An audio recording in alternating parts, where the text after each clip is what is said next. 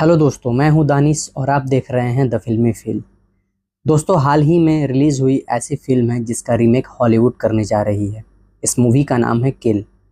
दोस्तों, यह एक एक्शन मूवी है जिसका स्टोरी 2 घंटे के आसपास की है, जो एक ट्रेन से शुरू होती है जो रांची से दिल्ली जा रही होती है। और इस मूवी का फाइट और बदले की आग देखकर आप हिल जाओगे, क्योंकि इंडिया में पहली बार ऐसी एक्शन मूवी बनी है जो एकदम रियल फाइट है। वो बोलते हैं ना दोस्तों, मोहब्बत में बंदा कुछ भी कर जाता है और अपनी बंदी के लिए चांद तारे भी तोड़ लाता है। लेकिन इस मूवी में चांद तारे नहीं, पूरे 30 से 40 के सर फोड़ दिए हैं हमारे हीरो ने।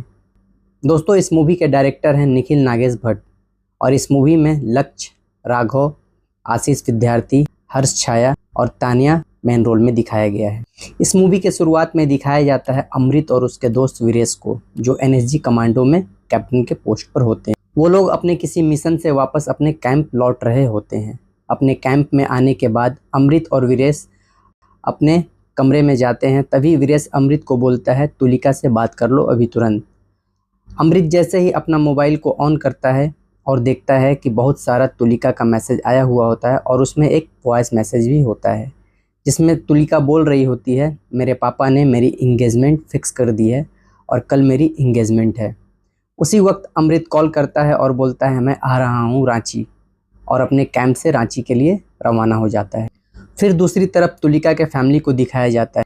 तुलिका के पिता का नाम बलदेव सिंह है, जो कि एक बहुत बड़े बिजनेसमैन होते हैं और उनका अपने एरिया में बहुत दबदबा भी होता है। और ये लोग इंगेजमेंट की तैयारी में होते हैं।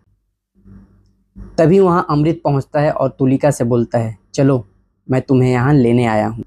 तभी तुलिका बोलती है, जो तुमने अभी पटाखे की आवाज़ सुनी है वो पटाखे नहीं, रियल गन के आवाज़ थे।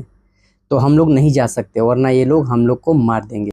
फिर अमृत वहाँ से बाहर जाता है और अपने दोस्त वीरेश को कॉल करता है और बोलता है, प्लान कैंसिल करो। जो कि वीरेश बाहर कार में इंतज़ार कर रहा होता है इन दोनों को भगाने के लिए। फिर अमृत और वीरेश बात कर रहे होते हैं, आज पापा के डर से भागी नहीं और कल को पापा के डर से शादी नहीं करेगी तो तुम क्या करोगे। तभी अमृत के मोबाइल पर तुलिका का एसएमएस आता है कि हम लोग कल दोपहर में दिल्ली जा रहे हैं, मिलते हैं दिल्ली में। फिर उसके बाद तुलिका के फैमिली रांची से दिल्ली वाली ट्रेन में सफ़र करने के लिए स्टेशन पर सभी लोगों से मिलते हैं और ट्रेन में चढ़ जाते हैं।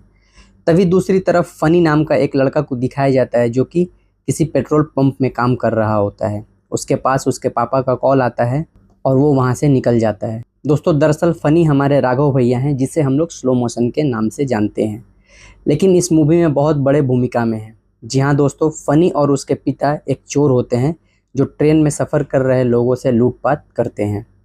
ठीक उसी वक्त फ़नी और उसके साथी भी उसी ट्रेन में चढ़ जाते हैं जिसमें तुलिका और उसके फैमिली होते हैं। फिर फ़नी के मोबाइल पे उसके पिता का कॉल आता है और बोलते हैं, हम लोग रेलवे क्रॉसिंग पर हैं और तुम्हारे पास सिर्फ 30 मिनट है, जो करना है जल्दी करो और बोगी नंबर क्या है बताओ। तभी फ़नी वहाँ तुलिका को देखता है और उससे पूछता है, मैडम बोगी नंबर क्या है। और तुलिका जवाब देती है A1 और फिर वॉशरूम में चली जाती है। वॉशरूम से निकलने वक्त अमृत वहाँ आ जाता है और वॉशरूम में तुलिका को शादी के लिए प्रपोज कर देता है और तुलिका भी एक्सेप्ट कर लेती है और अपने एंगेजमेंट के रिंग को निकाल कर अमृत का रिंग पहन लेती है। फिर आगे फ़नी को दिखाया जाता है, जो एक रेलवे पुलिस से बात कर रहा होता है और पुलिस को पूरा डाइवर्ट करने की कोशिश में होता है। तभी वहाँ तुलिका के सिस्टर आहना आती है वॉशरूम के लिए और फ़नी बोलता है, आप दूसरे साइड चले जाइए, और वो दूसरे साइड चली जाती है। तभी ट्रेन में मौजूद फ़नी गैंग का एक आदमी सारे लोग को एक कोड मैसेज करता है, जिसमें लिखा होता है, चिकन चाउमीन रेडी, और सारे लोग लूट करने के लिए तैयार हो जाते हैं। तभी पुलिस की नज़र जाती है और उसे लगता है कुछ गड़बड़ है। वो जैसे ही गेट से देखने को आगे जाता है, पीछे से फ़नी छोटे से खंजर से उसके सर पे मारता है और वो पुलिस वहीं मर जाता है और लूटपाट करना स्टार्ट हो जाता है और ट्रेन में लोगों का भागना और चिल्लाना भी स्टार्ट हो जाता है।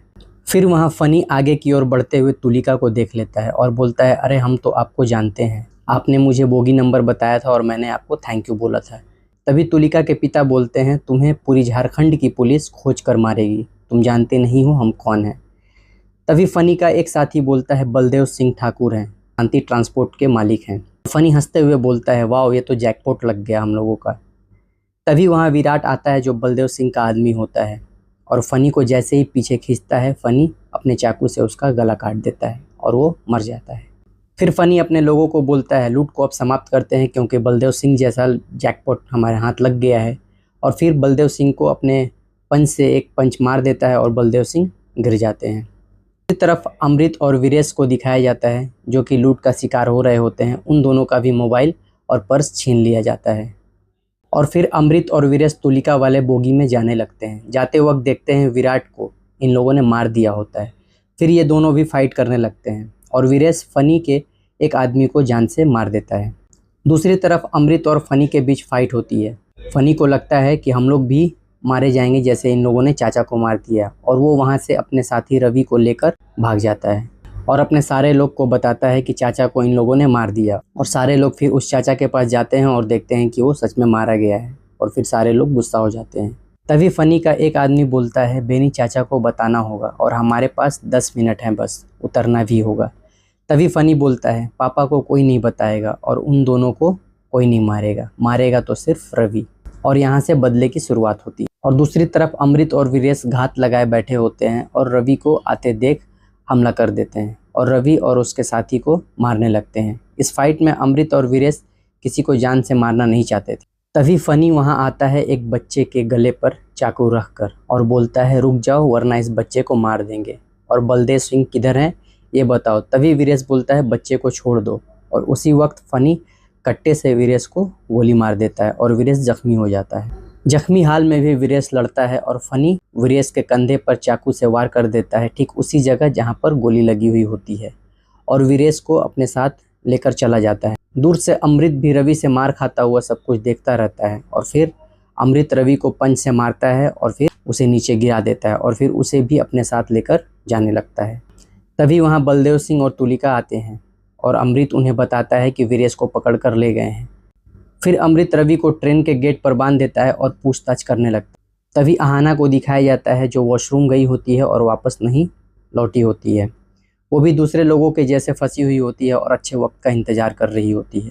फिर दूसरी तरफ फनी के आदमी बेनी को कॉल करते हैं और सारे वारदात के बारे बताते हैं।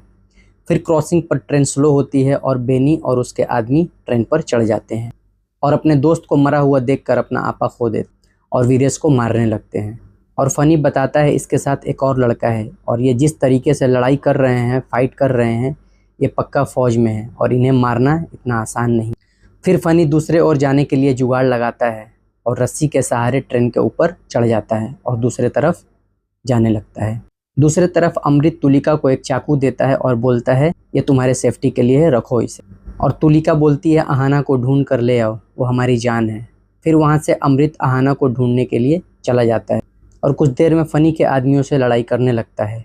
ट्रेन में जो भी सामान दिखे उसे हथियार बनाकर मारने लगता है। और तभी वहाँ अमृत का पाला पड़ता है सिद्धि नाम के एक आदमी से जो कि बहुत ताकतवर और पहलवान टाइप दिखता है। और इन दोनों के बीच में फाइट होती है जिसमें सिद्धि अमृत पर भारी पड़ जाता है। सिद्धि अमृत को मारकर अधमरा कर देता है और उसे लेकर अपने साथियों के पास चला जाता है और बेनी भी अमृत को मारने लगता है। तभी मौके का फ़ायदा उठाकर वीरेश वहाँ खड़े एक आदमी से चाकू निकालता है और हमला कर देता है और हलचल से अमृत के पास से सारे लोग वीरेश की तरफ आने लगते हैं। और फिर अमृत वीरेश को देखकर फाइट करने लग जाता है और फिर सिद्धि वीरेश को एक लात मार देता है और वीरेश गिर जाता है। उसी वक्त बेनी वीरेश को जान से मारने के लिए हमला करता है। तभी वहाँ बैठे एक लड़के ने बेनी को रोक लेता है और गुस्से में आकर सिद्धि एक लड़के को जान से मार देता है। फिर अमृत और सिद्धि के बीच लड़ाई होती है। उसी बीच अमृत सिद्धि का एक उंगली भी तोड़ देता है। वहीं दूसरी तरफ राघव अपने स्लोमो में ट्रेन के ऊपर से धीरे धीरे रवि के पास चला जाता है जिसे गेट से बांधे हुए होते हैं और तुलिका को हथियार पकड़ने का लेक्चर दे रहा होता है। तभी बलवंत सिंह तुलिका को एक चाबी देते हैं और तुलिका वहां से उस गेट को खोलकर दूसरे बोगी में भागने लगती है और फनी भी उसके पीछे जाने लगता है। और तुलिका वहां पहुंच जाती है जहां अमृत और सिद्धि का लड़ाई हो रहा होता है। फिर फनी बोलता है, आपके फौजी आपको बचा नहीं पाएंगे, चाहे कुछ भी कर लो। फिर तुलिका अपने चाकू से वार करती है और फनी को लग जाता है और फनी गुस्से में आके तुलिका के पेट में चाकू मार देता है और दूर खड़े अमृत सब कुछ अपनी आंखों से देखता रह जाता है और फनी उसे चाकू से मारने के बाद उसे जिंदा ट्रेन से धक्का मार देता है और वो नीचे गिर जाती है। दोस्तों, हम लोगों ने अब तक अमृत को किसी को भी जान से मारते हुए नहीं देखा, लेकिन अब अमृत का असली चेहरा आपको देखने को मिलेगा। जी हाँ दोस्तों, अमृत अब यहाँ से तुलिका के मौत के बाद बदले की आग में जलते हुए दिखेगा। फनी अपने लोगों को बोलता है नीचे उतरने की तैयारी कीजिए और अमृत को नीचे फेंक दो। तभी अमृत तुलिका का ब्लड देखता है और पागल हो जाता है और वहाँ उसके साथ खड़े लोगों को एक एक करके मारने लगता है और फाइट स्टार्ट हो जाता है और यहाँ से कोई दया भाव नहीं, सीधा जान मारने लगता है। एक एक करके सारे लोग को चाकू से मार देता है और एक का सर भी कुचल देता है और फनी रवि को लेकर वहाँ से निकल जाता है। दूसरी तरफ बलवंत सिंह को ले जा रहे लोगों की तरफ अमृत जाता है और वहाँ भी एक एक लोग को मौत के घाट उतार देता है। फिर भागता हुआ फनी और रवि जाते हैं बेनी के पास और बोलते हैं ये लोग आम फौजी नहीं हैं, हमारे सारे लोग को जान से मार दिया है, हम लोग ट्रेन में सेफ नहीं है। तभी बेनी बोलता है बाहर भी हम लोग सेफ नहीं, बलदेव सिंह के बेटी को इसने मारा है, वो बाहर नहीं छोड़ेगा, इसलिए एक एक को मार दो। दूसरी तरफ बलवंत सिंह के फैमिली को मालूम चलता है कि तुलिका को जान से मार दिया उन लोगों ने। वहाँ इमोशनल सीन हो जाता है। तुलिका के पिता माँ सब रोने लगते हैं और ये सब देखकर अमृत वहाँ से बाहर चला जाता है और आहाना को वापस लाने के लिए सोचने लगता है। फिर वीरेश अमृत के पास आता है और बोलता है मैं भी चलूँगा तुम्हारे साथ। अमृत बोलता है तुम जख्मी हो, यहीं रुको, और मैंने तुलिका को खो दिया है, अब तुम्हें नहीं खो सकता, और ये बोलकर उसे वहीं पर रोक देता है।